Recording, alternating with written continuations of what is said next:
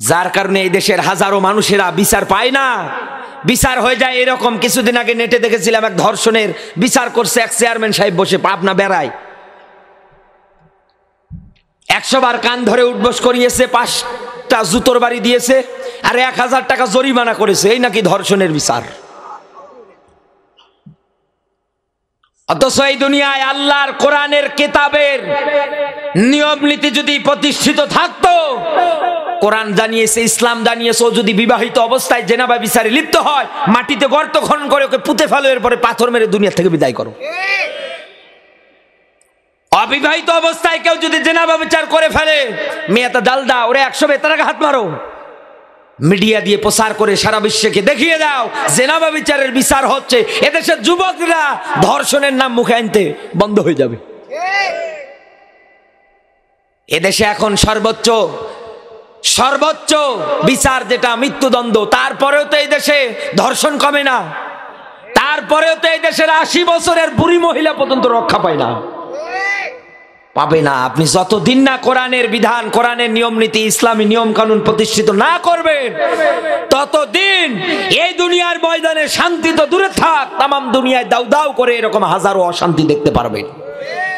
আপনাকে এই দুনিয়ায় আল্লাহর কিতাব মেনে নেওয়া লাগবে, কারণ আল্লাহ পাক বলেন মাইশাতাং দঙ্কা, দুনিয়ায় যারা কোরআন মানবে না তাদের জীবনে আমি আটো সাটো করে দেব, দুনিয়ায় আমি ওরা শান্তিতে থাকতে দেব না। আমার বন্ধুরা, 2 নম্বরে এই দুনিয়ার ময়দানে আদল হবে বিশ্ব নবী মুহাম্মদুর রাসূলুল্লাহর সঙ্গে। আল্লাহর নবীর 40 থেকে 63 এই 23 বছর যদি আপনি নবীজিকে রাসূলুল্লাহ মেনে নিতে চান, অবশ্যই 40 থেকে 63 এই 23 বছর মেনে নেওয়া লাগবে। কারণ এই 23 বছরে তিনি রাসূলুল্লাহ ছিলেন। এই 23 বছর মিলে তার পুরো মিশন ছিল, তার প্রচেষ্টা একটাই ছিল, আল্লাহর জমিনে আল্লাহর বিধান কেমন করে কায়েম করা যায়। কোরআনে কারীম জানিয়েছে ওয়ানযির আশিরাতাকাল আকরাবিন।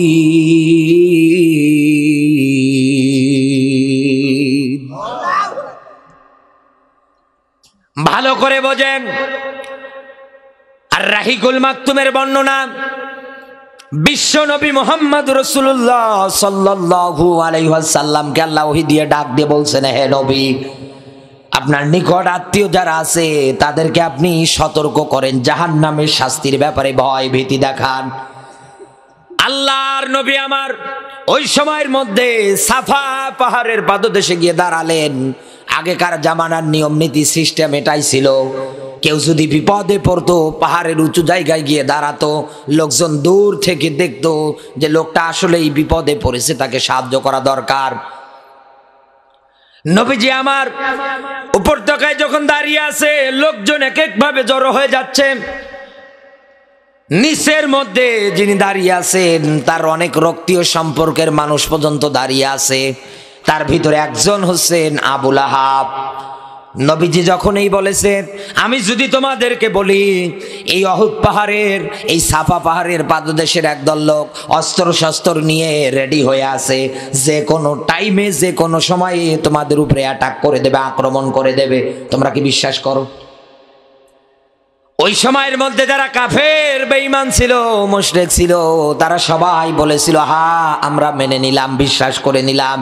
কারণ জন্মের পর থেকে আজ পর্যন্ত তোমার আচরণে কোনোদিন আমরা 2 নাম্বারই পাইনি। তুমি আমানতের কোনোদিন খেয়ানত করো না, তুমি কোনো মিথ্যা কথা পর্যন্ত আজ পর্যন্ত বলনি। আমরা এক বাক্যে তোমার কথাটা মেনে নিয়ে নিলাম।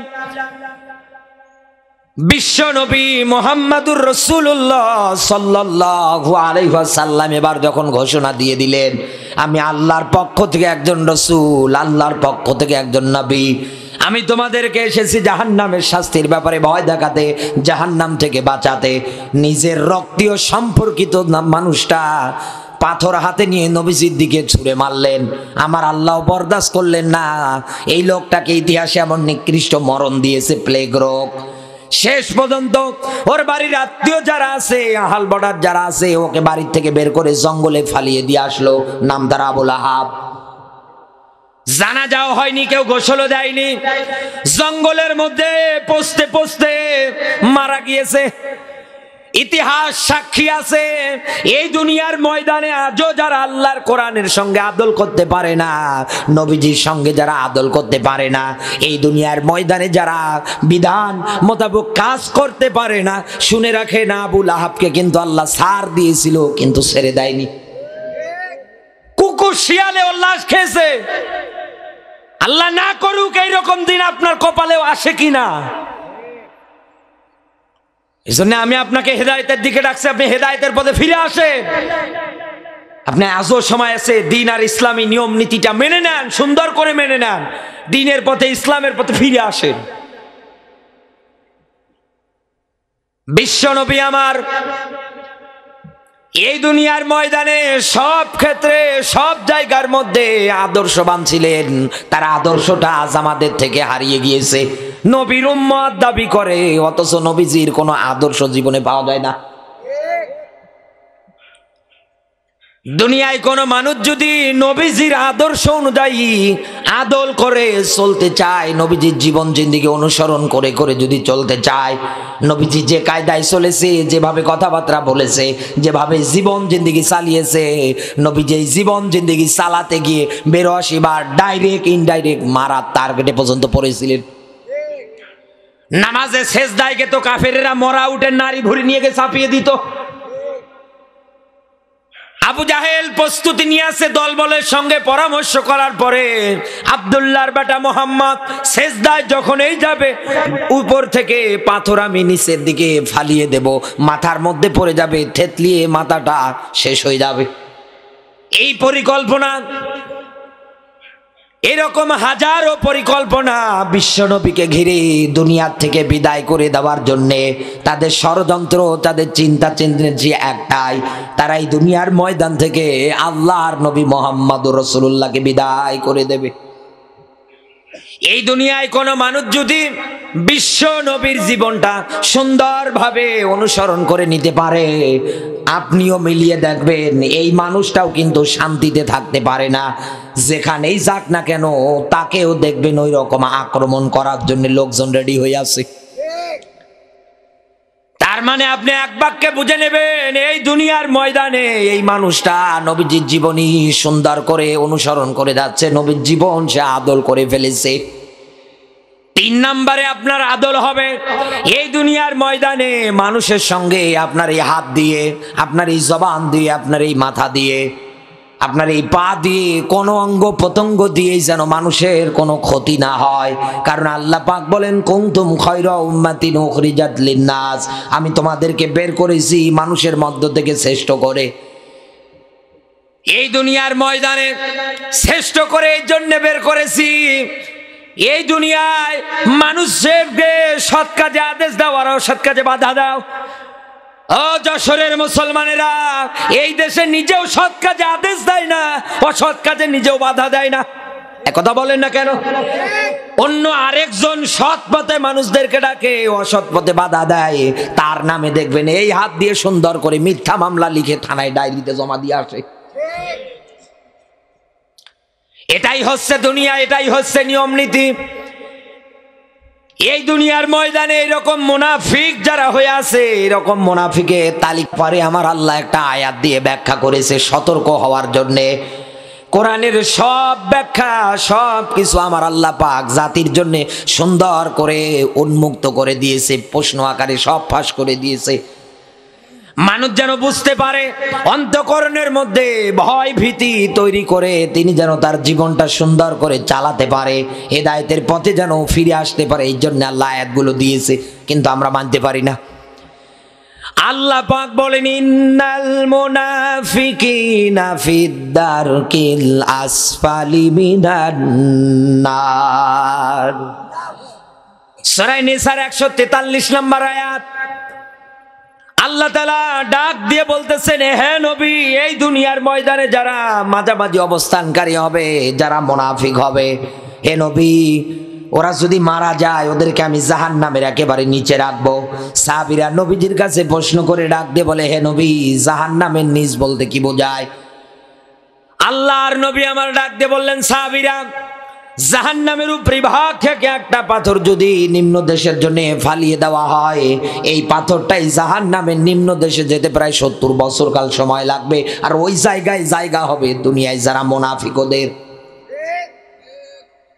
এইবার আমি আপনাকে মুনাফিকদের আর একটা অভ্যাস বলছি, আর একটা নিয়ম বলছি। মুনাফিক দুনিয়ায় চেনেন না? রাইতাল মুনাফিকিনা, এই আয়াতের ব্যাখ্যা দেখবেন সূরা নিসার 61 নম্বর আয়াত। এই দুনিয়ার ময়দানে, কোরআনের ময়দানে, কোরআনের অনুষ্ঠানে সুন্দর করে লোকজন দেখবেন এসে বসে যায়, আর এই অবস্থায় যারা উঠে উঠে উঠে উঠে যারা বাড়ি চলে যায়, আল্লাহ পাকের আয়াত বলে এটা দেখতে মুসলমানের দাবি করলেও কোরআন বলে ওটা মুনাফিক। সে যদি আমার নিজের বাবাও হোক, মন খারাপ করুক, কোনো অসুবিধা নেই আমার, কারণ আল্লাহর স্পষ্ট আয়াত। এক কথা বলেন না কেন? এই দুনিয়ার ময়দানে এই মুনাফিকদের ব্যাপারে এরকম হাজারো তত্ত্ব, হাজারো ব্যাখ্যা আমার আল্লাহ দিয়েছে, আপনি চেনেন না। হেদায়েত তো সবাই দুনিয়ায় পায় না। নবীজি তো হেদায়েত দেওয়ার জন্য কত চেষ্টা করেছিলেন, হেদায়েত কি নবীজির হাতে ছিল? চাচা মারা যাওয়ার পরেও দাঁড়াচ্ছে, দোয়া করছে। এক কথা বলেন না কেন? কত চেষ্টা করতেছেন, আল্লাহ আয়াত দিয়েছে, ইন্নাল্লাযীনা কাফারু সাওয়াউন আলাইহিম আনযারতাহুম আম লাম তুনযিরহুম লা ইউমিনুন। সূরা বাকারা 6 নম্বর আয়াত, খুবই পরিচিত। হে নবী, দুনিয়ায় যারা কাফের হবে, যতই ওদেরকে দ্বীনের পথে ডাকেন না কেন, যতই আপনি ইসলাম মানার ব্যাপারে ইমানের পথে ডাকেন না কেন, হে নবী কোনো কাজে আসবে না, কোনো উপকারেও আসবে না। লা ইউমিনুন, হে নবী ওরা কোনোদিন ইমান আনবে না। জান্নাতে যদি যেতে চান, জান্নাতও যদি পেতে চান, লাগবে কি? ইমানের দরকার নেই? আরো জোরে বলেন। অবশ্যই অবশ্যই আপনার আমার ইমানের দরকার আছে, কিন্তু দুনিয়ায় যদি ইমানই না থাকে জান্নাত আপনি পাবেন কেমন করে? দুনিয়ায় তো আপনি ইমানদারি হতে পারেননি, দুনিয়ায় আপনি হয়ে বসে আছেন কাফেরের তালিকায়, দুনিয়ায় হয়ে বসে আছেন আপনি মুনাফিক। আল্লাহ আপনার ব্যাপারে এত তথ্য, এত কথাবার্তা বললেন, এরপরেও যদি আপনার অন্তঃকরণে ভয় ভীতি না আসে, যতই আপনি দোয়া করেন না কেন, আল্লাহ তুমি আমাকে জাহান্নাম থেকে বাঁচাও, কোনো লাভ আসবে না, কোনো কিছু হবে না। আল্লাহ পাক বলেন, হে বান্দা, জাহান্নাম থেকে যদি বাঁচতে চাও, এবার আমি তোমাকে আরেকটা আয়াতের ব্যাখ্যা বলছি। আল্লাহ পাক বলেন, ইয়া আইয়ুহাল্লাযীনা আমানু আল আদুল্লুকুম আলা তিজারাতিন তুনজিকুম মিন আযাবিন আলীম।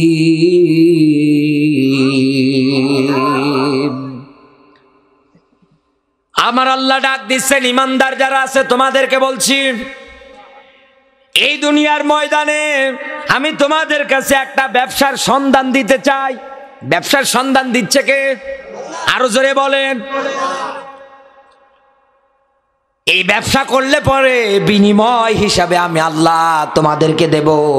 যেহেতু দুনিয়ার মানুষ লাভ ছাড়া কোনো জিনিস করতে চায় না, কোনো জায়গায় যেতেও চায় না লাভ ছাড়া, বিনা কারণে কোনো কিছু করতে চায় না, এই জন্য আমার আল্লাহ লাভও দেখাচ্ছেন। তুনজিকুম মিন আযাবিন আলীম, আমি জাহান্নাম থেকে তোকে বাঁচাবো। এই দুনিয়ার ময়দানে এই ব্যবসার নাম হচ্ছে আল্লাহর জমিনে আল্লাহর পথে লড়াই আর সংগ্রাম, তার মানে দিন কায়েমের আন্দোলন। আর এই পথের কর্মী এই দুনিয়ার ময়দানে যারা হয়, এক আল্লাহ বাদ দিয়ে আর কাউকে তারা ভয় করে না, পরোয়া করে না, কারণ তাদের ভালো করে জানা আছে জীবন যদি এখনই চলে যায়, আল্লাহর আয়াত ওয়ালা তাকুলু লিমা ইউকতালু ফি সাবিলিল্লাহি, বলেন না আল্লাহু আকবার। আল্লাহ তাআলা বলেন, আমার রাস্তায় চলতে গিয়ে যদি মারা যায়, আমার রাস্তায় ব্যবসা করতে গিয়ে আয়াত মেনে নিয়ে যদি চলতে গিয়ে মারা যায়, ও তো শহীদ, ও তো মরে না, ও তো জিন্দা থাকে। তোমরা উপলব্ধি করতে পারো না? বিশ্ব নবী জানিয়েছেন, এই দুনিয়ার ময়দানে কোন মানুষ যদি কাফের বেঈমানদের সঙ্গে লড়াই করতে গিয়ে, সংগ্রাম করতে গিয়ে দ্বীন আর ইসলামটাকে এগিয়ে নিয়ে যেতে এই দুনিয়ার ময়দানে এসে যদি নিহত হয়ে যায় দ্বীনের পথে, আল্লাহ পাক বলেন তাকে শাহাদতের মর্যাদা দিয়ে বরণ করে নেন। নবীজি বলেন আমার আল্লাহ পাক তার জন্য কিছু পুরস্কার রেখে দিয়েছেন। এক নাম্বার পুরস্কার, এই মানুষটার রক্তের ফোঁটা জমিনে পড়ার আগেই আমার আল্লাহ পাক তার জীবনের অপরাধ মাফ করে দেয়। দুই নাম্বারে, হাসরের কঠিন মুসিবতের ময়দান থেকে আমার আল্লাহ পাকে তাকে রেহাই দিয়ে দেয়। তিন নাম্বারে, তার কোনো হিসাব নিকাশ হবে না। কেন হবে না? হিসাব নিকাশ কেন হবে না? এই যে এই লোকটা বসে আছেন, এনার যদি একটা ছেলে থাকে, ভালো করে বোঝেন, এনার যদি একটা ছেলে থাকে, ছেলেটাকে যদি মাদ্রাসায় ভর্তি করিয়ে দেয়, ইনি যদি বলে বাবা আমার ওসিয়ত তোমাকে অবশ্যই অবশ্যই হাফেজ হতে হবে, আমি মারা গেলে আমার জানাজা তোমারই পড়ালো লাগবে, এটা আমার আবদার তোমার কাছে, অবশ্যই তোমাকে পূরণ করা লাগবে। এখন হাফেজ তো এই পানির বোতল খেয়ে হয় না, একথা বলেন না কেন? অনেক মানুষ বলে মাদ্রাসায় জঙ্গি তৈরি হয়, তুই একদিনও থাকতে পারবি না, এসে দেখ কি হয় এই জায়গায়। এই শীতের দিনে কত সুন্দর করে বক্স খাটের মধ্যে ঘুমায় কত তোষবের উপরে, আর এই হাফেজিয়া মাদ্রাসার এই ছোট ছোট বাচ্চাগুলো ফ্লোরের মধ্যে ঘুমায় সামান্য একটা কম্বল বিছিয়ে। কত কষ্ট করে দিন পার করতে হয় আমি নিজেও পড়েছিলাম, আমি জানি। এই দুনিয়ার ময়দানে এনার ওসিয়ত ওই বাচ্চাটার প্রতি, বাবা তোকে হাফেজ হওয়া লাগবে, আর হাফেজ হতে গেলে, আলেম হতে গেলে, মাওলানা হতে গেলে কষ্ট স্বীকার করা লাগবে। কারণ কষ্ট ছাড়া কোনো কিছু দুনিয়ায় আপনি অর্জন করতে পারবেন না। কষ্টের পরে যিনি সুখ রেখেছেন তিনি হচ্ছেন আমার আল্লাহ। এই দুনিয়ার ময়দানে মালিক ডাক দিয়ে বলছেন, এমনে এমনি জবান দিয়ে বলো, ইন্নাল্লাযীনা ক্বালু রাব্বুনাল্লাহ। কুরবান ভাই বলল না, যারা জবান দিয়ে বলে আমার রব আল্লাহ, অতীতের ইতিহাস মিলিয়ে দেখো, যারা বলেছিল আমার রব আল্লাহ, তারা মাইর খেয়েছে, তারা রক্তাক্ত হয়েছে, তারা জমিনের ময়দানে উত্তপ্ত মরুভূমির মধ্যে তাদেরকে সাইদ করে দিয়েছে, কাউকে বর্ষা মেরে, কাউকে তীর মেরে দুনিয়ার থেকে বিদায় করে দিয়েছে। তারা তো কষ্ট স্বীকার করেছে। আর এই কষ্ট স্বীকার যারা এইভাবে দুনিয়ার ময়দানে রবকে পাওয়ার জন্য করতে শুরু করে দেয়, আল্লাহ পাক বলেন ফাসাউফা ইউহাসাবু হিসাবা ইয়াসিরা, কিয়ামতের দিন আমি আল্লাহ ওদের কোনো হিসাব নেব না। ফাম্মা মান উতিয়া কিতাবাহু বিয়ামিনিহি, এখানে হাফেজ আলেম থাকলে জিজ্ঞাসা করে দেখেন, কিয়ামতের ওই ময়দানে আমল নামা আমার আল্লাহ পাক ডান হাতের মধ্যে প্রদান করে দিয়ে দেবে। একটা বারের জন্য আপনি চিন্তা করে দেখেন, এই দুনিয়ার ময়দানে এমনি কি তারা হাসতে হাসতে ফাঁসির দড়িটা গলায় নেয়, এমনি কি হাসতে হাসতে জীবন পর্যন্ত বিলিয়ে দেয়। আমির হামজা ভাই একটা কথা বলতেছিলেন, কার যেন ফাঁসি যা হয়েছিল, তখন ওই সময় কারাগারে যাওয়ার পর ওনার কাছে একজন বর্ণনা করতেছিলেন, 3 ঘন্টা মাত্র হাতে সময়, এরপরে লোকটার ফাঁসি হয়ে যাবে। 2 ঘন্টা ধরে লোকটা ঘুমাচ্ছে, কোনো চিন্তা নেই। 1 ঘন্টা পর ওঠার পরে সুন্দর করে গোসল উজু করার পরে নিজে এবার সুন্দর রেডি হয়ে গেল নামাজ পড়ার পরে। একটা মানুষ মাত্র 3 ঘন্টা বাঁচবে, তার তো চিন্তা হওয়া দরকার ছিল যে আমি আর 3 ঘন্টা আছি এই দুনিয়ার আলো বাতাসে। না, তিনি ঘুমাচ্ছে। এখন এই যদি এই জায়গায় আপনাকে আমাকে বলে বেটা তোর হাতে আর মাত্র 1 ঘন্টা সময়, কে কোন দিকে দৌড়াবে তার কোনো দিক ঠিকানা নেই, আর উনি ঘুমাচ্ছে। এমনে তো ঘুমায় না, আল্লাহ তাখাফু ওয়ালা তাহজানু আয়াত কি পড়েন না? এই দুনিয়ার ময়দানে আল্লাহ পাক বলেন যারা আমার পথে টিকে থাকে, ওর মরণের সময় উপস্থিত হয়ে গেলে ফেরেশতারা নাজিল হয়, এসে সান্ত্বনা দেয়, আল্লাহর বান্দা তোর কোনো ভয় নেই, তোর কোনো চিন্তা নেই। ওয়াবশিরু বিল জান্নাতিল্লাতি, ওই জান্নাতের সুসংবাদ গ্রহণ কর যেটা আল্লাহ তোকে দেওয়ার জন্য ওয়াদা করেছে। সুবহানাল্লাহ বলতে পারেন না? এই দুনিয়ার ময়দানে এই জন্যই তো দিনের কর্মীরা ভয় পায় না, ওরা পিছু হটে আসে না। নবীজি বলেন আর একটা পুরস্কার আছে শহীদদের জন্য স্পেশাল ভাবেই। কিয়ামতের ময়দানে আল্লাহ আদর করে ডাক দিবেন, ও আমার শহীদ যারা বান্দা আছো, দুনিয়ার ময়দানে নিজের স্ত্রীর মায়া, সন্তানের মায়া, মা বাবার মায়া সব কিছু ত্যাগ করে যারা আমার জমিনে দিনটা প্রতিষ্ঠিত করার জন্য, আমার বিধান প্রতিষ্ঠার জন্য জীবন পর্যন্ত বিলিয়ে দিয়ে এসেছো, আমি আল্লাহ পাক আজকে তোমাদেরকে অফার দিচ্ছি, তোমাদের আহাল বর্ডার মেম্বার থেকে 70 জন মানুষের জন্য আমার কাছে আজকে সুপারিশ করো, আমি আল্লাহ পাক আজকে তোমাদের সুপারিশ গ্রহণ করে নেব। শহীদ শব্দের অর্থ হচ্ছে সাক্ষী। শহীদ শব্দের অর্থ কি? আরো জোরে বলেন। এই দুনিয়ার ময়দানে জাহান্নাম থেকে যদি আপনি বাঁচতে চান ও বন্ধু, একটাই মাত্র পথ, একটাই মাত্র মত, একটাই মাত্র কোরআনের বিধান। এই জমিনের ময়দানে অবশ্যই অবশ্যই আল্লাহর বিধান কায়েমের জন্য আপনাকে প্রচেষ্টা চালানোই লাগবে, যে দিক দিয়ে হয় হোক। এগুলো আজ না করার কারণে, এইগুলো থেকে পিছে সরে আসার কারণে কাফের বেঈমান যারা আছে এই দুনিয়ার ময়দানে, মুসলমানেরা আজ এই কোরআনটাকে পিছনে ফেলিয়ে দেওয়ার কারণে, এই কোরআনের বিধান থেকে মুখ ফিরে নেওয়ার কারণে কাফের বেঈমান যারা আছে ওরা নিজের মন মতো জীবন জিন্দেগি সুন্দর করে বানাচ্ছে। আরে ভাই, ওরা মারা গেলে তো বিনা হিসাবে জাহান্নামে যাবেই, কিন্তু আপনি মুসলমান জাহান্নামে যাবেন না, একটু হিসাব নিকাশ করে তো যাওয়া দরকার। এই দুনিয়ার ময়দানে যারা এই আয়াতগুলো মানে না, এই আয়াতগুলোকে যারা পিছনে ফেলে রেখে দেয়, উল্টো যারা এই আয়াতের পর্যন্ত বিরুদ্ধাচরণ করেন, আসেন আমি আপনাকে কোরআনে কারিমের সূরা ফুরকানের 30 নম্বর আয়াত খুলে দেখাই। বড় আশা নিয়ে আসেন, আপনি আশেকের রাসূল দাবি করে আছেন, আওলাদের রাসূল দাবি করে আছেন, নবীজিকে এত মোহাব্বত করেন, এত ভালোবাসেন, এত ধরনের কথাবার্তা আপনি বলছেন, নবীর ভালোবাসা দেখাতে গিয়ে গিয়ে মাঝে মাঝে আপনি বাঁশ বেবে পর্যন্ত দাঁড়াচ্ছেন, আপনি এত কিছু করে ফেলছেন, কিন্তু আল্লাহর জমিনে আল্লাহর আইন প্রতিষ্ঠা করার ক্ষেত্রে বিচার ব্যবস্থা থেকে শুরু করে নিয়ম নীতি থেকে শুরু করে সব জায়গার মধ্যে কোরআনের বিধান প্রতিষ্ঠার ক্ষেত্রে আজও কোনো আপনার ভূমিকা নেই, কোনো পদক্ষেপ নেই। কোরআনের শব্দের অর্থ হচ্ছে মাহাজুর। আপনি কোরআনটাকে পিছনে ফেলিয়েছেন, তুচ্ছ তাচ্ছিল্য মনে করেছেন, পরিত্যাজ্য মনে করেছেন, অযথা মনে করেছেন। আল্লাহ কি এটা অযথা দিয়েছে? কোরআন কি অযথা দিয়েছে? এই দুনিয়ায় যারা অযথা মনে রেখেছিলেন এই কোরআনটা, কিয়ামতের ময়দানে ওই নবী আবার আপনার বিরুদ্ধে আল্লাহর আদালতে মামলা দায়ের করবে। মামলার 1 নাম্বার কাতারে, আসামির কাতারের মধ্যে থাকবে যারা আল্লাহর নাজিলকৃত কিতাব পাওয়ার পরেও বিচার ফায়সালা, দেশ পরিচালনার কাজে যারা ব্যয় করে না।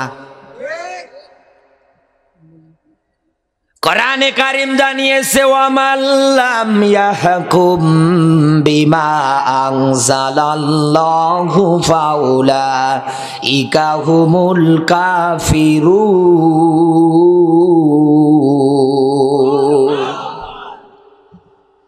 সূরা মাইদা 5 নম্বর সূরা 6 নম্বর পারা 44 নম্বর আয়াত।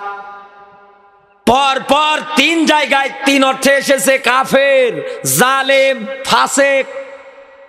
আল্লাহ পাক বলেন এই দুনিয়ার ময়দানে যারা আমার কোরআন দিয়ে দেশ চালায় না, পরিচালনা করে না, বিচার করে না, আইন কানুন নিয়ম নীতি সব যারা মাইনাস করে দেয় ওরা কাফের। আয়াত প্রথমে কি ছিল? জাহিদিল কুফার, লড়াই হবে। এরপরে এরা জালেম, এরপরে এরা ফাসেক। পর পর এই দুনিয়ার ময়দানে আপনাকে দেখেই মনে হচ্ছে আল্লাহ আয়াত দিয়েছে, এখনো মুসলমানের ভেষ ধরে বসে আছে। ওই ছোটবেলায় ছোট্ট বাচ্চা, মাঝে মাঝে আমার জীবনের উদাহরণ আমি দেই, যখন ছোট ছিলাম মাছ ধরার খুব ইচ্ছে, শখ আমার। একটু পানি হলেই শয়তান যে কিছু পেলেই মাঠের মধ্যে নিয়ে দৌড় দিতাম। ছোট ছোট এই এলাকায় কি বলে, দাঁড়কে মাছ বলে না, খুব যে লাফায়, হ্যাঁ, একটু পানি হলেই যে কি সুন্দর করে দেখবেন লাফালাফি শুরু করে দেয়। আমার এলাকায় বলে দাঁড়কা মাছ, পুঁটি মাছ। এই ধরার জন্য বের হতাম, তো যাইতে দেখতাম গর্তযুক্ত জায়গায় মাগুরের পোনার মতো মনে হয়, নাম তার ব্যাঙের বাচ্চা, হাত দিয়ে উঠিয়ে নিয়ে বাড়ি আসতাম। আসার পরে মার হাতে দিতাম, বলতাম দেখো আমি মাগুরের বাচ্চা ধরে নিয়ে এসেছি। মা বলতো একটাও তো এগুলো মাগুরের বাচ্চা, সব ব্যাঙের বাচ্চা। আমার এত বলছে, আমার বিশ্বাস হচ্ছে না, না এ যে হবেই মাগুরের বাচ্চা, দেখো না। মা বোঝাচ্ছে বেটা না এগুলো মাগুরের বাচ্চা না ব্যাঙের বাচ্চা, আমি বুঝতেছি না। আমার এবার বোঝাচ্ছে, শোন এর একটা দুইটা তিনটা চারটা করে ডিগিতে নিয়ে ছেড়ে দে, পুকুরে ছেড়ে দে, পুষ্কুনিতে ছেড়ে দে, দেখবি কিছুদিন পরে এর পা বের হবে, এর লম্বা হবে। মাগুর তো বাবা এরকম হওয়ার কথা না। মাঝে মাঝে দেখছি ওই জমি বাড়িতে গিয়ে আবার দেখছি আসলে তো আমি যা ধরেছিলাম এ তো সব ব্যাঙ হচ্ছে, একটাও তো মাগুরের বাচ্চা না। এই দেশের এরকম হাজারো মানুষ মুসলমানের ভিতরে কাফের বেঈমান মুনাফিকের আবরণ দিয়ে দিয়ে বসে আছে। এই কথা বলেন না কেন? এদেরকে চিহ্নিত করে রাখেন, এরা আমাদের ইসলামের সবচাইতে বড় দুশমন। এরা চায় না এই জমিনে আল্লাহর বিধান কায়েম হোক। দুনিয়ায় যারা চায় না আল্লাহর কিতাবের বিরুদ্ধাচরণ করে, কিয়ামতের ময়দানে এক নম্বরে নবীজি ওদের বিরুদ্ধে আগে মামলা করবে। দুই নম্বরে যারা মা বাবা বসে আছেন, সন্তান জন্ম শুধু দিয়েই যায়, মাঝে মাঝে বিভিন্ন জায়গায় গিয়ে বসে বসে গল্প করছে, কি জানলা আমারে 3টা ছেলে দিয়েছে। কি করে বলে, একটা গান শিখছে, আর একটা বলে রাজমিস্ত্রির হালতে আছে, আরেকটা বলে ইঞ্জিনিয়ারিতে আছে। বলে একটারও কি মক্তবে দিলে কোরআন পড়ার জন্য? বলে না। এই দুনিয়ার ময়দানে এরকম যত নিয়ম নীতি আপনি শিক্ষা দেন কোনো লাভ হবে না যদি কোরআনের জ্ঞান শিক্ষা না দেন। আপনি কোরআনের জ্ঞান যদি আপনার সন্তানকে শিক্ষা না দেন, আপনার সন্তান কান ধরে আপনাকে বিদ্যা বয়সে বৃদ্ধাশ্রমে জায়গা করে দেবে। আপনাকে যাওয়াই লাগবে যদি কোরআন শিক্ষা না দেন, কারণ ও তো চিনবে না। মায়ের সঙ্গে কিভাবে কথা বলবো এই কোরআনে ব্যাখ্যা আছে, বাবার সঙ্গে আচরণ হবে কোরআনে ব্যাখ্যা আছে। কওলান কারিমা, সম্মানজনক শব্দ ব্যবহার কর। যখন কথা বলবি মাথাটা নিচু করে নম্র ভদ্রভাবে মা বাবার সঙ্গে আচরণ কর, কথাবার্তা বল। এদেশের হাজারো সন্তানের আছে শুধু মা বাবা কোরআন শিক্ষা না দেওয়ার কারণে চোখ রাঙিয়ে কথা বলে, বাবার গায়ে পর্যন্ত হাত ওঠায়, কথা বলে না কেন? আর এগুলো বলতে গেলে বলে মৌলবীরা রাজাকার, অথচ বাঁচাতে চায়, মৌলবীর রাজাকার হয়ে গেল। আমার বন্ধুরা ভালো করে বুঝবেন, 3 নম্বরে এই দুনিয়ার ময়দানে যারা শিক্ষা ব্যবস্থার মধ্যে সিলেবাস আকারে 1 থেকে মাস্টার্স পর্যন্ত কোরআনে কারিমের জ্ঞানগুলো কম্পোচারি করে দেয় না। কারণ কোরআনের জ্ঞান প্রত্যেকটা মানুষের অর্জন করা ফরজ। অবশ্যই আপনাকে ফরজ এই বিধানটা মেনে নেওয়াই লাগবে, শেখাই লাগবে আপনাকে। এই কারণে আপনি শিখবেন। আল্লাহ পাক বলেন, এই দুনিয়ার ময়দানে যারা ইমানদার হয়, যারা মুত্তাকি হয়, যারা আল্লাহওয়ালা মানুষ হয়ে যায়, দুনিয়ার ময়দানে যারা কোরআনের জ্ঞান অর্জন করতে শুরু করে দেয়, কারণ এই কোরআনের মধ্যে যত কথা আছে সব কথাগুলো কার? আল্লাহ। জোরে বলেন। এই দুনিয়ার ময়দানে কোন মানুষ যদি এই কোরআনের জ্ঞান অর্জন করার পরে ওই অনুযায়ী যদি আমল করতে শুরু করে দেয়, এই দুনিয়ার ময়দানে ওর পরিচয় হয়ে যায় ও একজন ইমানদার।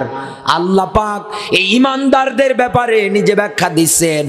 আল্লাহ পাক বলেন, ইউখরিজুহুম মিনাল যুলুমাতি ইলান নূর। বলেন আল্লাহু আকবার। আল্লাহ তাআলা বলেন, এই দুনিয়ার ময়দানে যারা ঈমানদার হয় এদের অভিভাবক, এদের বন্ধু একজন, তিনি কে? আরো জোরে বলেন, আল্লাহ আমার কেমন বন্ধু? এই জায়গার মধ্যে যারা বসে আছেন, মাইকের আওয়াজ যাদের কানে যায়, জিজ্ঞাসা গিয়ে করবেন জীবনে এমন এমন অপরাধ আছে, আজকেই যদি মায়ের কাছে গিয়ে বলে, মা বলবে তোরে আমার জন্ম দেওয়াই ভুল হয়েছে।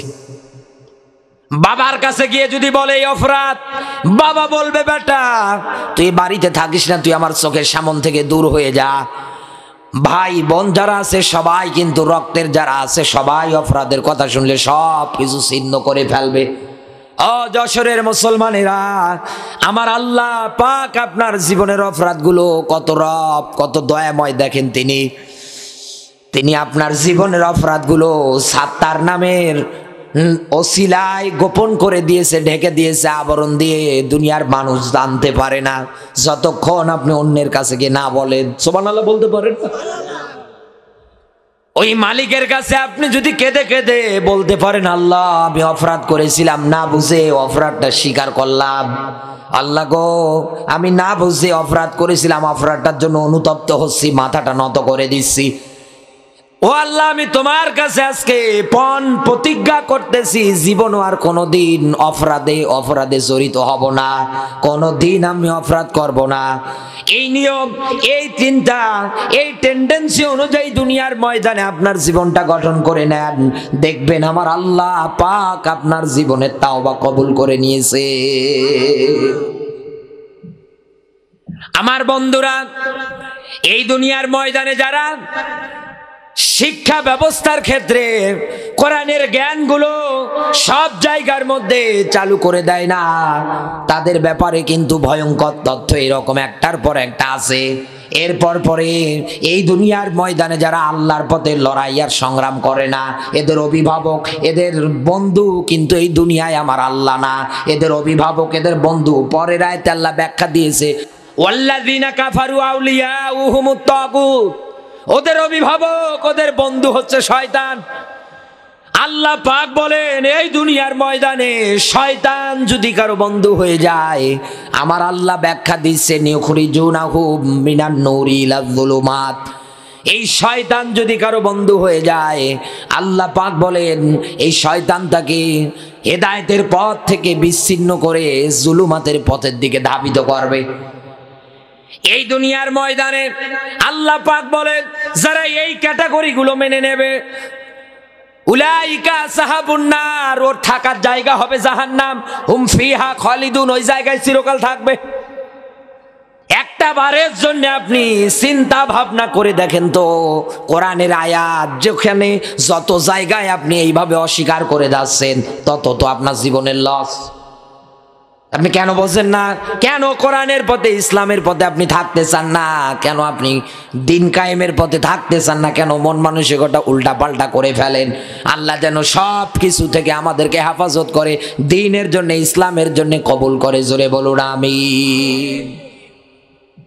নবীজির প্রতি দরুদ মানবতার মুক্তির মডেল, মানবতার মহান আদর্শ, মানবতার শিক্ষক নবী কুর শিরোমণি মুহাম্মাদুর রাসূলুল্লাহ সাল্লাল্লাহু আলাইহি ওয়াসাল্লাম জবান সেরে কোরআনের সোনালী আয়াত আমার সঙ্গে পড়ে না, আউযু বিল্লাহি মিনাশ শাইতানির রাজিম, বিসমিল্লাহির রহমানির রহিম,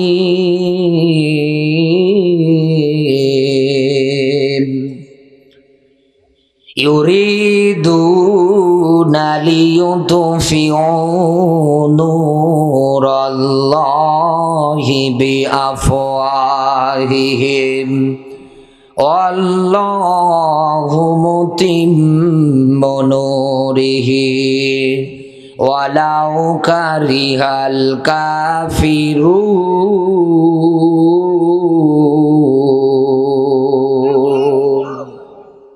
আমি আপনাদের এলাকার নিয়ম নীতি বুঝলাম না, আমি বসার পরে লোকজন একটা একটা করে চলে গেল। এলাকার লোকজন কি ওই কেচ্চা খাইনি শোনে? সেটা আমার আগে বলতেন, আমি কেচ্চা খাইনি ধরতাম। দেখি আমরা আজকের আয়াতের মধ্যে কি আছে, কি তথ্য আছে। আমি যশোর, চৌগাছা এদিকে অনেক প্রোগ্রাম করেছি, কোনোদিন আমি এরকম পড়িনি, আজকে পড়লাম। এলাকার লোকজন এইরকম মনে হয় কেসা কাহিনী শুনতে রাজি বেশি।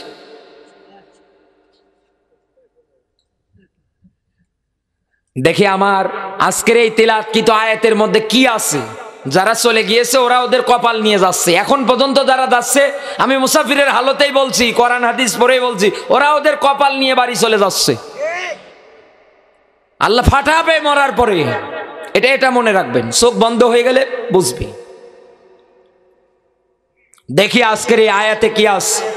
শর্ট সময়ে, আমি অসুস্থ মানুষ, দেখি আজকের এই আয়াত আমাদের কি দিক নির্দেশনা দেয়, কি মেসেজ দেয়, আমরা এতদিন কিভাবে শুনেছিলাম, আর আয়াতের ব্যাখ্যা বিশ্লেষণ কিভাবে আছে।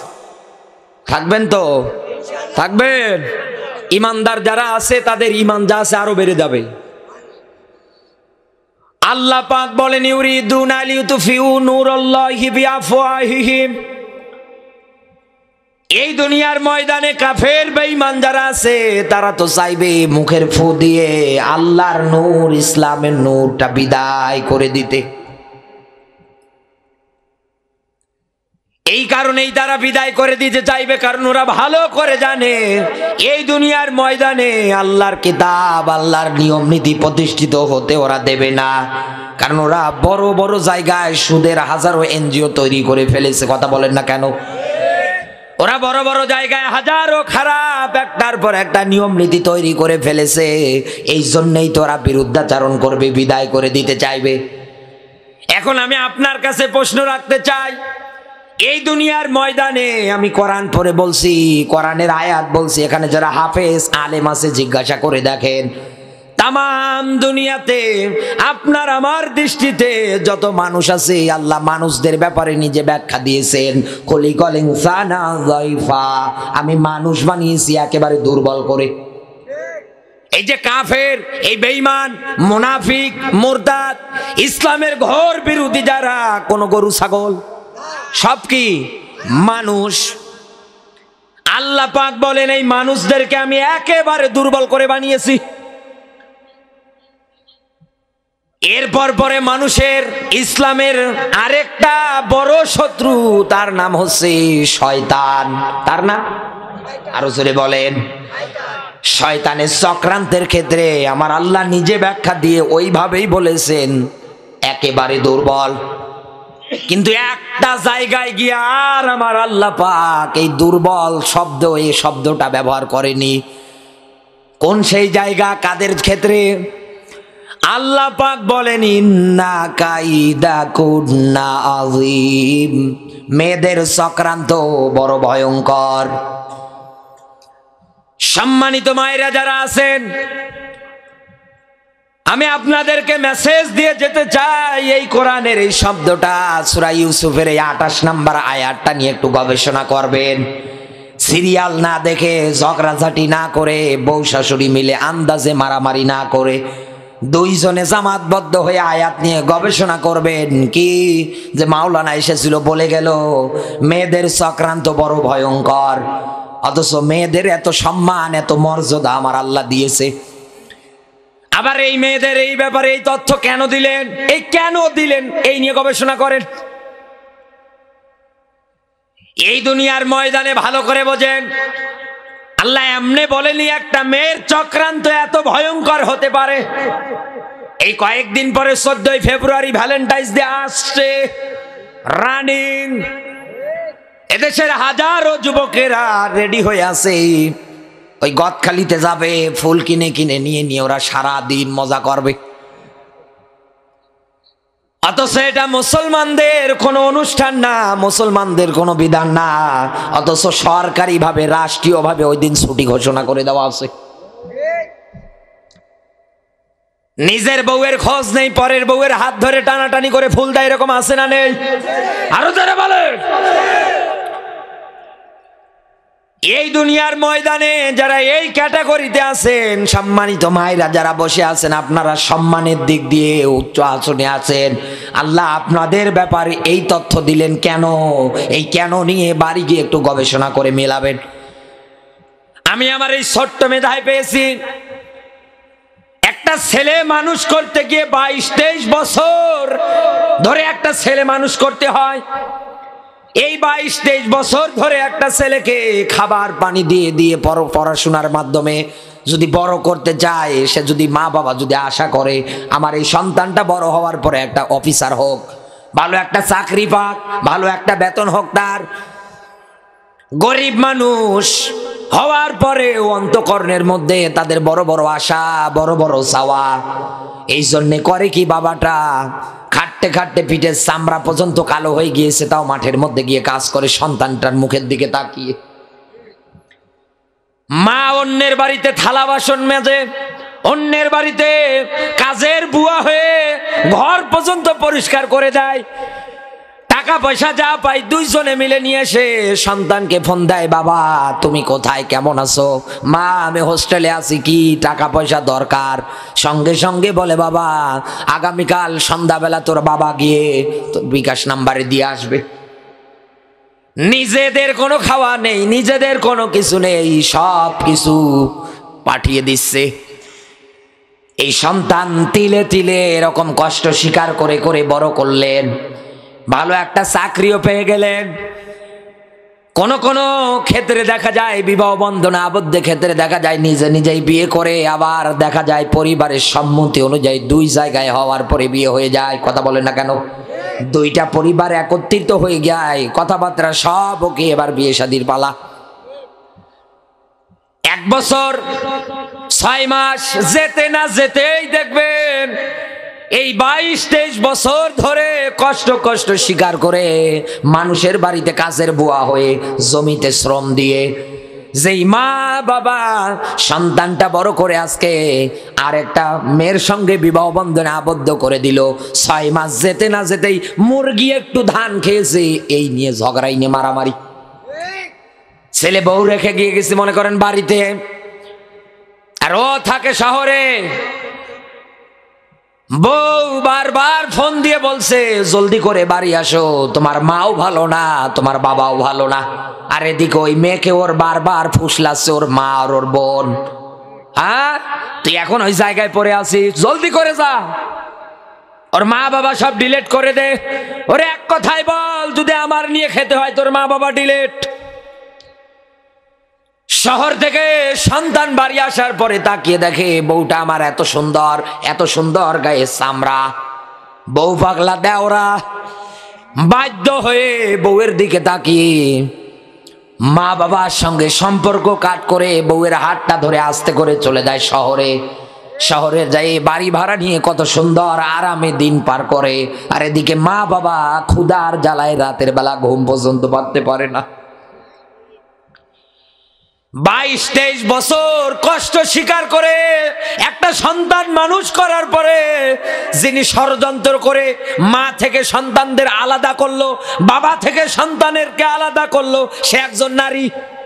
এই কথা বলে একটা মেয়ের চক্রান্ত ষড়যন্ত্র পরিবারে যদি এতটা প্রভাব ফেলে, আপন ভাই হয়ে যদি আপন ভাইয়ের সঙ্গে কথা না বলে, রক্তীয় সম্পর্ক যদি ঠিক না রাখে একটা নারীর কারণে, একটা নারীর চক্রান্তের প্রভাব যদি এত পরিমাণে বেশি হয়ে যায়, নিজের বোনটার সঙ্গে মিল মহব্বত নেই ভাইয়ের, মা বাবার সঙ্গে আগেই কাট, সব দিক দিয়ে মিলিয়ে দেখবেন একজন এই জায়গায় একটা নারী যদি রক্তীয় এতদিনের সম্পর্ক ছিন্ন করে দিয়ে আলাদা করতে পারে, মারা গেলে পর্যন্ত অনেকের আসতে দেয় না। জীবনে অনেক দেখেছি আমি। সামান্য যদি দুনিয়ায় একটা পরিবারে একটা মেয়ের চক্রান্ত এত ভয়ঙ্কর হয়, আর এরা যদি ওই পর্যায় পর্যন্ত যায়, পুরো দেশে তো আগুন জ্বলার কথা। এই জন্য তো জ্বলছে। 2 জায়গায় দেখবেন এদের পাবেন না, মসজিদের ইমামতিতে আর ফায়ার সার্ভিসের চাকরিতে।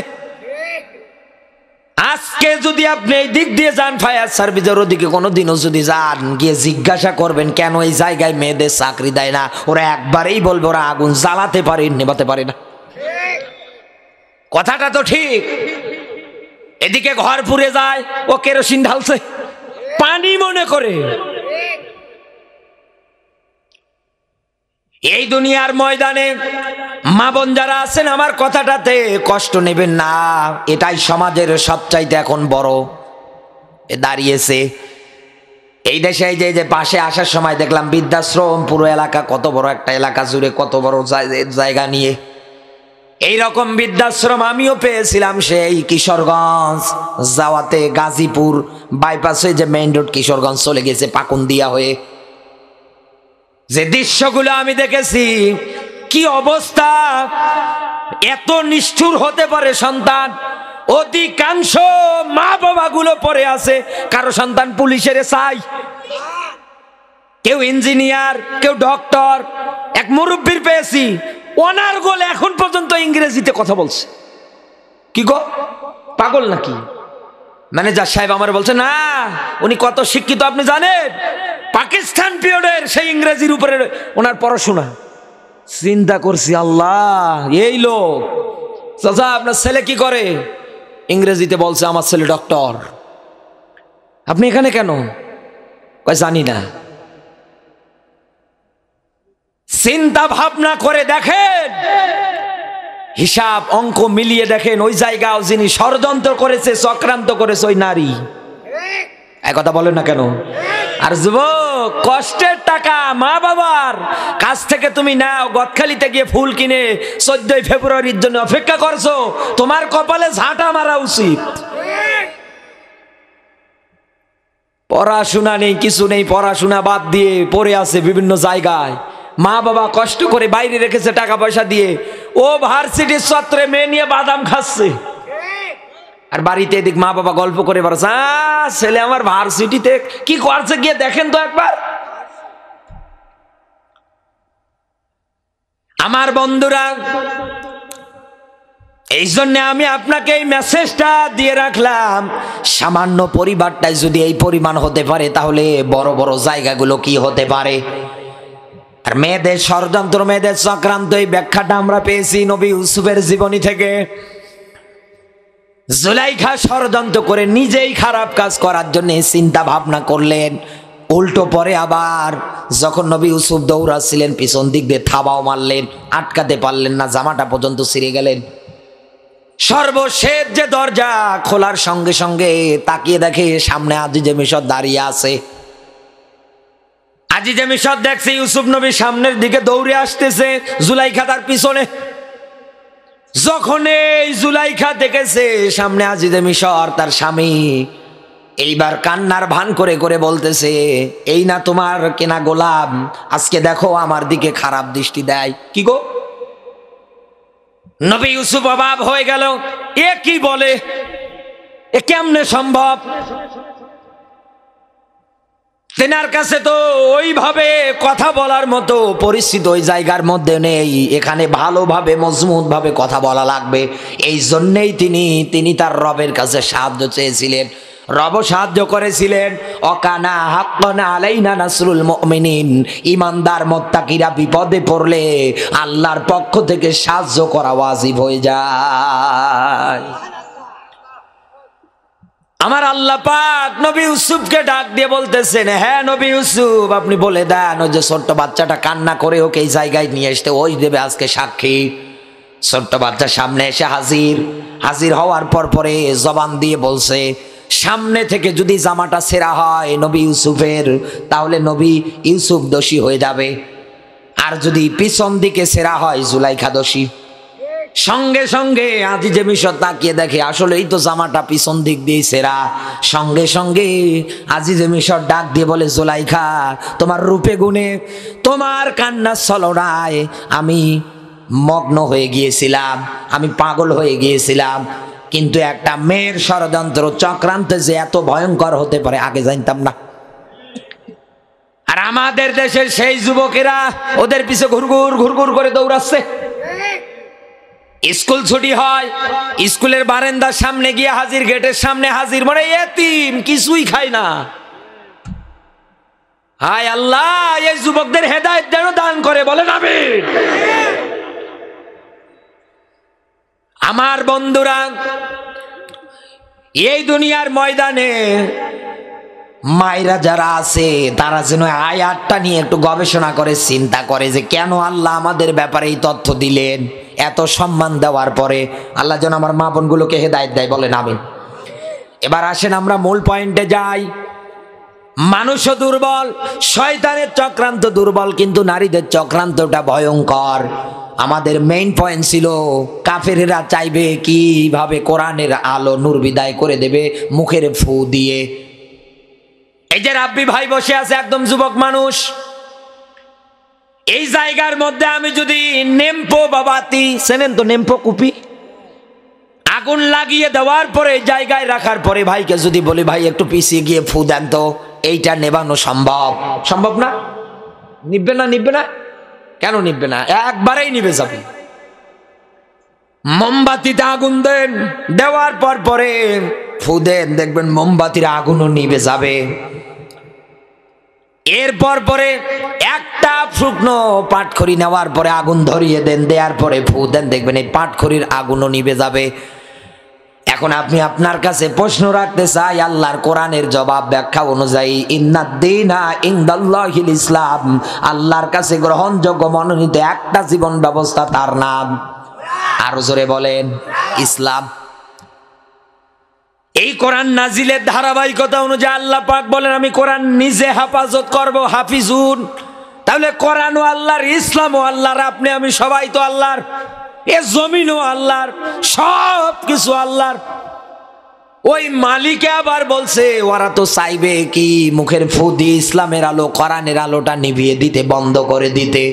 চাইবে কেমন করে? মানুষ তো দুর্বল হয়ে গেল, মানুষ তো ফু দিয়ে সামান্য এই জিনিসগুলো নেভাতে পারে, কিন্তু এই কোরআনের বিধান তো নেভানো সম্ভব না। সম্ভব? আরো জোরে বলেন। তো আল্লাহ কি ভুল ব্যাখ্যা দিয়েছে? এই জায়গার মধ্যে এবার গবেষণা করে আমরা দেখি কি পাওয়া যায়।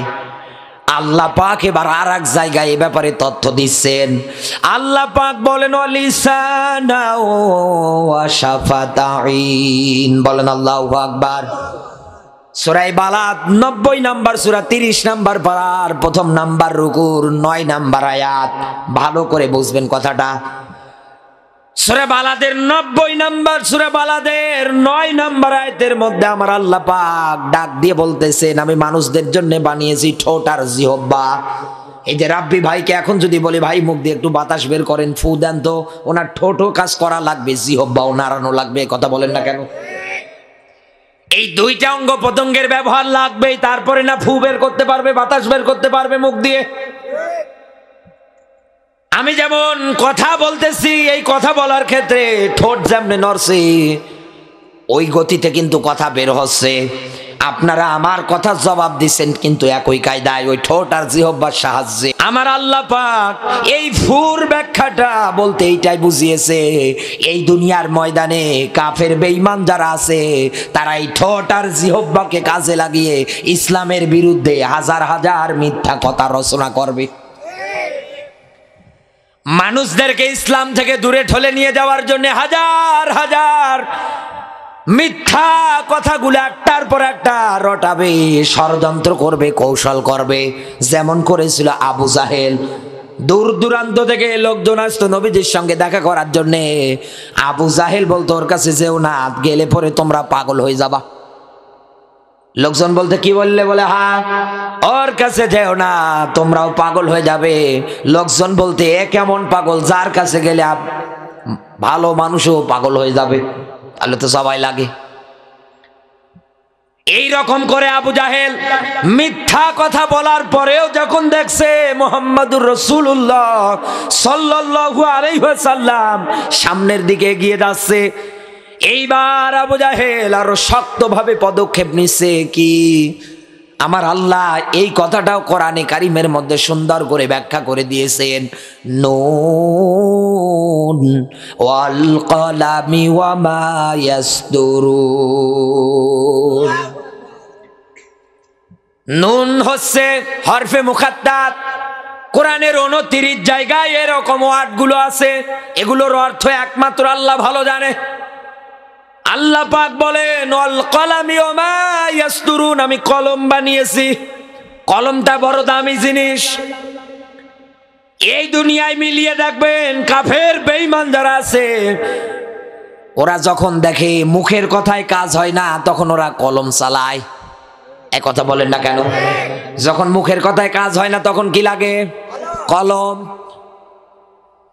এই কলম হাতে নেওয়ার পর পরে আবু জাহেল দারুন নদওয়ার ওই সময়ের মধ্যে সবচাইতে বড় সংসদের নাম হচ্ছে দারুন নদওয়া। এই দারুন নদওয়ায় বসার পর পরে নবীজির বিরুদ্ধে সাইন স্বাক্ষর করে তৈরি করতেছে, মোহাম্মদ আলটিমেটাম, প্রথম নাম্বার তোমাকে হত্যা করে ফেলবো যদি দিনের দাওয়াত দাও বন্ধ না করো। 2 নম্বরে তোমাকে কারাগারের মধ্যে আবদ্ধ করে ফেলবো। 3 নম্বরে এই দেশ থেকে তোমাকে তাড়িয়ে দেব। দারুন নদওয়ায় আবু জাহেল সংসদে বসে এই বিলগুলো পাশ করেছিলেন কলম দিয়ে লিখে লিখে। এই দুনিয়ার ময়দানে আজও মিলিয়ে দেখেন আমাদের এই বাংলাদেশের কত আলেমের সঙ্গে নবীজির এই 3টা পয়েন্ট মিলে যায়। কোরআনের বুলবুলি 8-9 লাখ 10 লাখ করে মানুষ হয়ে যেত কোরআনের ময়দানে, শুধু মানুষে মানুষ। এই লোকটাকে পর্যন্ত আজকে মালয়েশিয়ায় পাঠিয়ে দিয়েছে শুধু একটা কলমের স্বাক্ষরে। কেন দিলেন? কারণ কাফেরেরা ভালো করে জানে এই দুনিয়ায় মিজানুর রহমান আজহারি যেভাবে কোরআন প্রচার করে, এক মাঠে 8 লাখ 9 লাখ 10 লাখ 12 লাখ এতগুলো করে লোক যদি যায়, মিজানুর রহমান আজহারি কোরআনে কারীম থেকে যদি সুন্দর করে জাতিকে ধারাবাহিকভাবে তাফসীর ব্যাখ্যা করে বোঝাতে পারে, জাতি যদি কোরআন বোঝে সামনে আমাদের পিটিয়ে নামাবে। এই জন্যই তো নিরপরাধ মানুষটা আজও মালয়েশিয়ায় পড়ে আছে, হাজার হাজার মানুষ তার জন্য পাগল হয়ে আছে। কবে ফিরবে বাংলাদেশে আল্লাহ যেন নিয়ে আসে, বলেন আমিন। আপনি ষড়যন্ত্র বোঝেন না, ওই ফু নিয়েই পড়ে আছে। এই দুনিয়ার ময়দানে এই কলম এমন দামি জিনিস, কারো যদি জমি জাল দলিল করে নিতে চান একটা কলম হলেই এনাফ। একথা বলেন না কেন? কারণ আমি মিথ্যা মামলা যদি দিতে চান একটা কলম হলে এনাফ। এই কলম দিয়ে আপনাকে লেখানো লাগবে। এরপর পরে কাফেরদের চক্রান্ত হবে, ষড়যন্ত্র হবে। আল্লাহর নূর আর ইসলামটা বিদায় করার জন্য তারা উঠে পড়ে লাগবে। এরপর পরে তাদের চক্রান্ত হবে এই মোবাইলগুলো দিয়ে, ইলেকট্রনিক যত জিনিস আছে এইগুলো দিয়ে, নেটগত যত জিনিস আছে এইগুলো দিয়ে তারা একটার পর একটা কার্যক্রম চালিয়ে যাবে। এই যে মোবাইলটা আপনি দোকানে যান, দোকানে যাওয়ার পরে এই মোবাইলটা কিনবেন, মোবাইলটা যখন নেওয়া হয় তখন কিন্তু সিম কার্ড দেয় না, দেয়? মোবাইল কেনার পর পরে অন্য দোকানে গিয়ে আপনাকে সিম কার্ড নেওয়া লাগবে। সিম কার্ড নেওয়ার পর পরে এইবার এই মোবাইলটার মধ্যে যদি আপনি ইউটিউব নিয়ে আসতে চান, ফেসবুক নিয়ে আসতে চান, আপনার নিজের ভালো একটা যদি প্ল্যাটফর্ম তৈরি করতে চান অনলাইন জগতে, তাহলে মেগাবাইট এমবি এটা আপনাকে নেওয়া লাগবে এই সিমের মধ্যে। আপনি টাকা দিয়ে সিম নিলেন, নেওয়ার পরে মেগাবাইট এমবি সব নিয়ে নিলেন, মোবাইলও নিয়ে নিলেন। মোবাইলের ভিতরে প্রবেশ করার পর পরে এইবার আপনি মোবাইলের ডাটা কানেকশনটা অন করার পর পরে মনে করেন 3 বারে ট্রিপল হাজি, এই হাজি মানুষ এসে যে হজ করে, হজ থেকে এই মোবাইল নিয়ে এসেছে মনে করেন। দেশে আসার পর পরে সিম কার্ড ঢোকানোর পরে মনে মনে চিন্তা করছে, কাবার দৃশ্যগুলো আজও আমার চোখের মধ্যে ভাসে। দেশে আসলাম আর তো দেখতে পারি না, দেখি তো ডাটা কানেকশন করে একবার ইউটিউবে যাই। যখন এই ডাটা কানেকশন দিয়ে ইউটিউবে ঢুকতে গিয়েছে, তাকিয়ে দেখছে পরিমণি দাঁত বের করে বসে আছে। নাউজুবিল্লাহ বলে মোবাইলটা অফ করেছে, কেটে দিয়ে চিন্তা করছে কি দেখলাম, আমি হাজি মানুষ, হজ করে আসলাম, এবার যাই দেখি। ওরে আল্লাহ, এইবার এই নেটের মধ্যে গিয়ে তাকিয়ে দেখছে চাপাই নবাবগঞ্জের সেই মাহিয়া মাহি। চিন্তা করছে আল্লাহ এ কি দেখি আমি। এখন আমি আপনার বিবেকের কাছে প্রশ্ন ছুড়ে দিলাম, মুরব্বী মানুষ, আল্লাহর ভয় ভীতি আছে তার ভিতরে হাজি মানুষ, তিনি না হয় কেটে দিয়ে ফিরে এসেছে, কিন্তু যুবক যুবতীরা যদি পায় ওরা তো অনলাইন ক্লাস করবে ওইগুলোর উপরে। এই দুনিয়ার ময়দানে এইভাবেই তো ওরা ইসলামের পথ থেকে, কোরআনের পথ থেকে দূরে সরে যাবে। আর মানুষ যদি ইসলামের পথ থেকে, কোরআনের পথ থেকে দূরে সরে যায়, এমনিই কোরআন পড়ে থাকবে, কোনো আইন কানুন, নিয়ম নীতি, রচন বচন কায়েমের জন্য কেউ কোনোদিন কোনো কিছুই বলবে না, যেমন আজ এই দেশে বলে না। আমার বন্ধুরা, আমার কথাগুলোয় রাগও হতে পারে আপনার, কিন্তু আপনি একটা বার বাস্তবে চিন্তা ভাবনা করে দেখেন তো, কথাগুলো কিন্তু 100 ঠিক হওয়াই লাগে। এটাই এখন চলতেছে নিয়ম কানুন, এটাই এখন দুনিয়া হিসাবে ব্যবহৃত হচ্ছে। কারণ এই অনলাইন, এই নেট জগৎ, ইউটিউব বলেন, ফেসবুক বলেন, যত কিছু আছে সব কিছু নিয়ন্ত্রণ করে কাফেরেরা, সব ওদের হাতে। ওরা যেমনে চায় তেমনে চালাচ্ছে।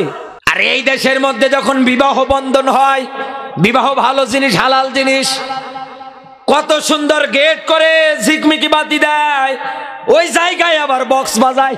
ভণ্ডামি কে দিয়েছে আপনাকে? কোরআনের আয়াতের বিরুদ্ধে আপনি কাজ করেন আর জান্নাতের আশা করেন। কত হাজির মেয়ের বিয়ে দেয় গান বাজিয়ে, কথা বলে না কেন? ও ইসলাম এর বিধান মেনে এসেছে, ইসলাম 5টা স্তম্ভে প্রতিষ্ঠিত, তার ভিতরে হজ একটা। আর ও এসে বিয়ে দেওয়ার ক্ষেত্রে, মেয়ে বিয়ে দেওয়ার ক্ষেত্রে বক্স বাজাচ্ছে। সূরা লুকমানের 6 নম্বর আয়াত।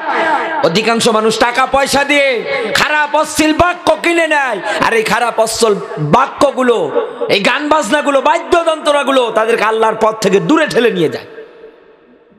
আল্লাহর স্পষ্ট ব্যাখ্যা, ফাকাদ দাল্লা দালালাম বাইদা। আমি যদি কাউকে পথ হারা করে দেই, পথ ভ্রষ্ট করে দেই, কেউ যদি পথ ভ্রষ্ট হয়ে যায় তার কৃত কর্মের কারণে, আল্লাহ পাক বলেন, বল কেউ কি আছে তোকে পথ দিবে? কেউ নেই। আজ আমরা এরকম পথ হারা, দিনের পথ থেকে আমরা হারিয়ে যাচ্ছি। কোনো চেষ্টা, কোনো প্রচেষ্টা আমাদের ভিতরে নেই। মালিক এইবার আপনার ইমানটা জাগ্রত করার জন্য, মজবুত করার জন্য, মালিক এইবার আপনাকে ডাক দিয়ে বলতেছে, আল্লাহু মুতিম্মু নূরিহি ওয়ালাউ কারিহাল কাফিরুন।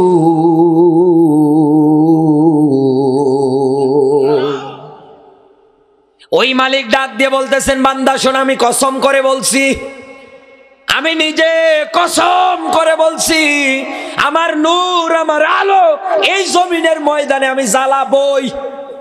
কাফেররা যতই অপছন্দ করুক, অস্বীকার করুক, ওদের যতই কষ্ট লাগুক, ওরা যতই বলুক, বিদায় করে দেব।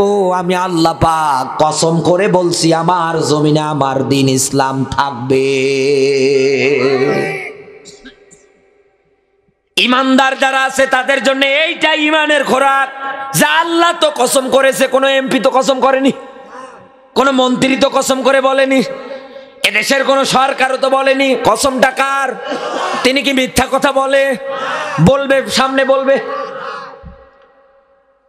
কোনো সম্ভাবনাই নেই, কারণ তিনি আমাদের রব, তিনি আমাদেরকে দিক নির্দেশনা দিচ্ছে, সাহস দিচ্ছে, বান্দা শোন, আমি কসম করে বলছি, আমার জমিনে আমার দ্বীন ইসলামের বিজয় একদিন হবেই। আল্লাহ পাক যেন আমাদেরকে চর্ম চোখে দেখে কবরে যাওয়ার তৌফিক দান করে। জোরে বলুন আমিন, আরো জোরে বলেন আমিন। সম্মানিত মা বোন যারা এসেছেন, আমি ছোট্ট 2টো মেসেজ আপনাদেরকে দিয়ে যেতে চাই। নেককার যদি হতে চান, নেককারিনী, একজন নেককার স্ত্রী যদি আপনি হতে চান, আপনার জন্য বিশ্ব নবী মুহাম্মদ রাসূলুল্লাহ সাল্লাল্লাহু আলাইহি ওয়াসাল্লাম কিছু উপদেশ দিয়েছে। তার 1 নম্বরে, ভালো করে বলছেন, তার 1 নম্বরে এই দুনিয়ার ময়দানে আপনার ভিতরে দিনদারিত্ব থাকা লাগবে। মায়েদের ভিতরে দিনদারিত্ব বলতে কি, নামাজ, রোজা, পর্দা, এরকম ইসলামের যত বিধান আছে সব মেনে নেওয়া লাগবে, তাহলে একজন দিনদার মানুষ হয়। একথা বলেন না কেন? নামাজ যে পড়ে না, ওরে আমরা কি কই? বেঈমান। ওর কি বলি দিনদার? এই লোকটা দিনদার বলি না, তারে বলি বেনামাজি, বেঈমান, তুই কাফের হয়ে গেছিস। এরকম আমরা অনেক তথ্য, অনেক ধরনের কথা বলি। সম্মানিত মায়েরা যারা আছেন, জীবনটা যদি কিয়ামতের ময়দানে জান্নাতে নিয়ে যেতে চান, জান্নাতে যদি যেতে চান, এক নম্বরে দিনদারিত্ব অর্জন করেন, এখনো সময় আছে। ওয়াসারিউ ইলা মাগফিরাতিম মির রাব্বিকুম, আল্লাহ পাক বলেন দৌড়ে আমার ক্ষমার দিকে। আমার ক্ষমা যদি একবার পেয়ে যাও, এই যে আসমান দেখো, এই যে জমিন দেখো, এই আসমান জমিন একত্রিত করলে বিশালতা শেষ হয়ে যাবে। আমি তোমার জন্য যে জান্নাত বানিয়েছি, ওই জান্নাতের বিশালতা কোনোদিন শেষ হবে না। দুই নম্বরে মায়েদের জন্য উপদেশ, মায়েরা স্বামীর সম্পদের হেফাজতকারী হবে। পারলে আলো স্বামীর সম্পদ চুরি করে বিক্রি করে। কার বউ এরকম দেখি একটু হাত তোলেন তো, একজনও নেই। সম্মানিত মায়েরা, সম্পদ বলতে শুধু টাকা পয়সায় বুঝিয়ে নিলে হবে না। সম্পদ বলতে স্বামীর সন্তানগুলো আপনার কাছে সম্পদ। স্বামীর সম্পদ মানে আপনার সম্পদ, এটাই মনে করা লাগবে। এই মনে করে রাসূলের হাদিস বলছি, লা তাজআলু বুয়ুতান মাকাবির, ঘর কবর বানানো যাবে না। কারণ যে ঘরে কোরআন নেই, কোরআনের তেলাত নেই, আইন কানুন নেই, নিয়ম নীতি নেই, ওই ঘরটা শয়তানের আড্ডাখানা। একথা বললেন না কেন? ওই ঘরটা শয়তানের আড্ডাখানা। যেই দেহ, যেই বডিতে কোরআন নেই, ওই দেহ, ওই বডিও শয়তানের আড্ডাখানা। এজন্য আপনার সন্তানের দায়িত্ব আপনাকে নিতে হবে, কোরআন হাদিসের আলোকে পরিচালনা করানো লাগবে সন্তানগুলোকে। তিন নম্বরে চরিত্র সুন্দর করা লাগবে। বাস্তবে বলতে চাই না, মায়েরা ভালো মানুষ অনেক। মায়েদের ব্যাপারে এত ব্যাখ্যা, সম্মানের দিক দিয়ে, মর্যাদার দিক দিয়ে নবীজির কাছে সাহাবী আসলেন, আসার পরে ডাক দিয়ে বলে, হে নবী, আমি মা বাবার মধ্যে আমার ক্ষেত্রে হকদার কে বেশি? নবীজি বললেন, উম্মুকা, তোমার মা। এরপরে বলে তোমার মা, এরপরে বলে তোমার মা। তিনবার নবীজি মায়ের কথা বলে শেষবারে বললেন তোমার বাবা। মায়ের সম্মানের ব্যাপারে আল্লাহর নবী তিনবার মায়ের কথা বললেন। সুবহানাল্লাহ বলতে পারেন না? সেই মায়েদের আজকে অবস্থা দেখেন, চরিত্র এমন বানিয়েছে, মা আর মেয়ে একসাথে নাচানাচি করে ফেসবুকে আপলোড দেয়। দেখো জাতি, আমরা মা আর মেয়ে ড্যান্স দেই, হায় আফসোস। স্বামী আর স্ত্রী কাপল ব্লগার, যশোরে অনেক নেই, টিকটকার। আল্লাহ যে এর কোন জাহান্নামে রাখবে। চরিত্রের হেফাজতকারী অবশ্যই অবশ্যই আপনাকে হওয়া লাগবে। আপনার চরিত্রটা হেফাজত করবেন। নবীজি বলেন, এই দুনিয়ার ময়দানে যারা জবান এবং লজ্জা স্থানের হেফাজতকারী হবে, আমি নবী মুহাম্মদ রাসূলুল্লাহ তাদের জান্নাতের জিম্মাদার হয়ে যাব। আর সেই মায়েরা আজকে কি করে? মায়েদেরকে আমি খাদিজাতুল কুবরার সাথী হতে চাই না। খাদিজাতুল কুবরার জীবনী পড়তে গিয়ে আমি একটা তথ্য পেয়েছি। খাদিজাতুল কুবরা রাসূলের হাতে ওই সময় মুসলমানই হননি, তিনি কালেমাই গ্রহণ করেননি। করেছিলেন রসুলের সঙ্গে যখন খাদিজা, বিশ্বনবী মুহাম্মদ রাসূলুল্লাহ যখন খাদিজার সঙ্গে ব্যবসায় আবদ্ধ হয়, তখন বয়স মাত্র 22 বছর নবীজির। কত? 22 বছর। খাদিজা আরব জাহানের মধ্যে আমানতদারিতার লোক পাচ্ছে না খুঁজে। বান্ধবী নাফিসা বলছে একজন আছে। কে? আব্দুল্লাহর বেটা মোহাম্মদ আছে। ঠিক আছে, ব্যবসার হিসাব নিকাশ সব বুঝিয়ে দিলেন, মালপত্র বুঝিয়ে দিলেন। সারা দিন কেটে যাওয়ার পরে সন্ধ্যাবেলা এসে খাদিজার কাছে একুরেট 100% হিসাব বুঝিয়ে দিয়ে গেলেন, আমানত বুঝিয়ে দিয়ে গেলেন। খাদিজা অবাক হয়ে গেলেন। এতদিন আমি মনে করেছিলাম আরব জাহানের মধ্যে কোনো আমানতদারিতা নেই, কিন্তু আব্দুল্লাহর বেটা মোহাম্মদ আমার ভুল ভেঙে দিয়েছে। এই খাদিজাকে আরব জাহানের লোকেরা ধনী, প্রচুর ধনী ছিলেন তিনি। এর আগেও তার বিয়ে হয়েছিল। এত ধনী, এত সুন্দরী, এত রূপবতী একজন নারী ওই সময়ের মধ্যে মুশরিক ছিলেন, সে কিন্তু ইমানদার ছিলেন না। তারপরেও লোকেরা তাকে নাম ধরে ডাকতো তহেরা, পবিত্র নারী, সতী নারী। সুবহানাল্লাহ বলতে পারেন না? খাদিজার নাম উঠলেই বলতো খাদিজা তো তহেরা, সে তো একজন পবিত্র নারী, সে তো একজন সতী নারী। আরে দেশের মুসলমান মায়েদের অবস্থা দেখেন। 3টা সন্তান হয়েছে, আর একজনের হাত ধরে পালিয়ে যাচ্ছে। 4 নম্বরে মায়েদের জন্য আমার উপদেশ, মায়েদেরকে ঘরে অবস্থান করতে হবে। মায়েরা ঘরে অবস্থান করবে, বাইরে বের হলেও পর্দা সহকারে আপনাকে বের হতে হবে। আপনি চাকরি করেন, নিষেধ নেই, পর্দা করেন। এমন বোরকা পরবেন যে বোরকার নিচে 80 বছরের বুড়ি আছে না 10-20 বছরের যুবতী আছে, এটা যেন বোঝা না যায়। আর ওরা এমন বোরকা গিয়ে বাজারে পিছনে আবার ফিতা আছে। আল্লাহ আমার এই মা বোনগুলোকে যেন হেফাজত করে, জোরে বলুন আমিন। মায়েরা মনে মনে দোয়া করবে, আল্লাহ হুজুরের মরণ দাও, কারণ আমাদেরকে যা বলা বলে গেল গো। সম্মানিত মায়েরা যারা আছেন, আল্লাহ পাক যেন আপনাদেরকে আমল করে জীবনে চলবার তৌফিক দান করে, বলেন আমিন। আরো জোরে বলেন আমিন। যারা দাঁড়িয়ে আছেন আশেপাশে মেহরবানি করে বসে যান। আমরা এখন এই মোনাজাতের দিকে যাব। কেউ কিছু বলবে না? মোনাজাত করে দেব। আল্লাহুম্মা আমিন। রব্বানা যালামনা আনফুসানা ওয়া ইল্লাম তাগফির লানা ওয়া তারহামনা লানাকুনান্না মিনাল খাসিরিন। রব্বুল আলামিন, তাকিয়ে দেখো, আমরা তোমার কতিপয় মহব্বতের আদরের বান্দা। তোমার বিশাল বিশাল সৃষ্টির তুলনায় আমাদের হাত দুটো বড় ছোট্ট। রব্বুল আলামিন, ছোট ছোট দুটি হাত তোমার দরবারে উঠিয়ে ধরলাম। মেহেরবানি করে আল্লাহ তুমি আমাদের মাফ করে দাও। রব্বুল আলামিন, জীবনের অপরাধ যদি মাফ না করো আল্লাহ, সিদেনারি ঠান্ডা সহ্য করতে পারি না, সিদেনারি গরম সহ্য করতে পারি না। রব্বুল আলামিন, জাহান্নাম যদি আমাদের জায়গা হয়ে যায় জীবনের অপরাধের কারণে, জাহান্নামের আগুনের মধ্যে ফালিয়ে দেবে। তোমার আয়াত পড়ি, লা ইয়ামুতু ফিহা ওয়ালা ইয়াহইয়া, মরবো না বাঁচবো না, মরা বাঁচার মধ্যবর্তী স্থানে তুমি রেখে দিবে। আযাব আচ্ছাদন করাবে অনন্তকাল। আল্লাহ, আমাদের পক্ষে ওই জাহান্নামের আযাব সহ্য করা সম্ভব না। মেহেরবানি করে আল্লাহ, আজকের এই মাহফিল থেকে তুমি আমাদেরকে গুনাহমুক্ত জীবন নিয়ে বাড়ি যাওয়ার তৌফিক দিয়ে দাও। রব্বুল আলামিন, আমার সঙ্গে হাত উঠিয়ে যারা আমিন আমিন বলে, আল্লাহ আমি জানি না কে যেন তার জনম দুঃখিনী মারে হারিয়ে ফেলেছে। আমি মুসাফিরের হালতে আছি আল্লাহ, যারা মা হারিয়ে আমার সঙ্গে হাত উঠিয়েছে, মায়ের কবরটাকে তুমি রিয়াজুল জান্নাহ বানিয়ে দাও।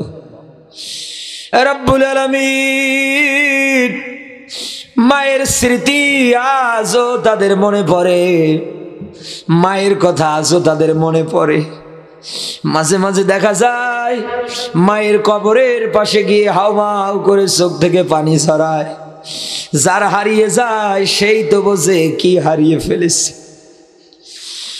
রব্বুল আলামিন, মায়ের কবরটাকে তুমি রিয়াজুল জান্নাহ বানিয়ে দাও। বাবা নামক এই শ্রেষ্ঠ নেয়ামতটা আল্লাহ অনেকে হারিয়ে ফেলেছে। আল্লাহ, বাবার কবরটারও তুমি জান্নাতের বাগান বানিয়ে দাও। খাটতে খাটতে পিঠের চামড়া পর্যন্ত কালো বানিয়ে ফেলায়।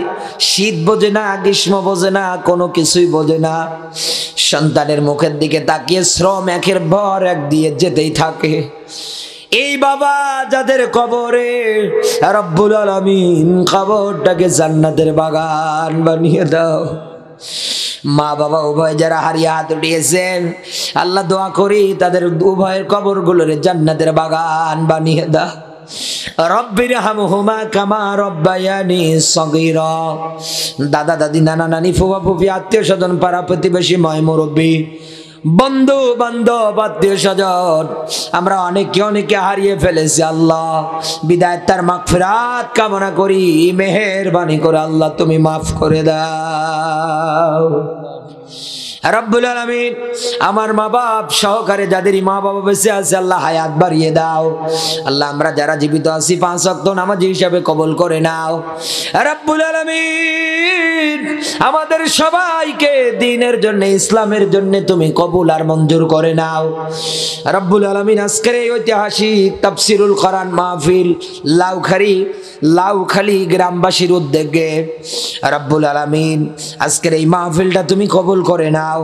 এই মাহফিলের সভাপতি যিনি আছেন, এরপরে প্রধান অতিথি যিনি আছেন, রব্বুল আলামিন যত আলেম ওলামা এই জায়গায় আলোচনা করেছেন সব আলেমদের কথাগুলো বাস্তব জীবনে মানবার আমল করবার আল্লাহ তুমি তৌফিক দিয়ে দাও। রব্বুল আলামিন এই মাহফিল সাফল্যমণ্ডিত করতে গিয়ে তোমার যে গোলামগুলো শ্রম দিয়েছে, অর্থ দিয়েছে, টাকা দিয়েছে, পয়সা দিয়েছে, যে যেভাবে সহযোগিতা করেছে আল্লাহ তাদের সবার মনের চাওয়া পাওয়াগুলো পুরা করে দাও। আল্লাহ অনেকে ঋণগ্রস্ত, ঋণ পরিশোধ করবার তৌফিক দিয়ে দাও। অনেকের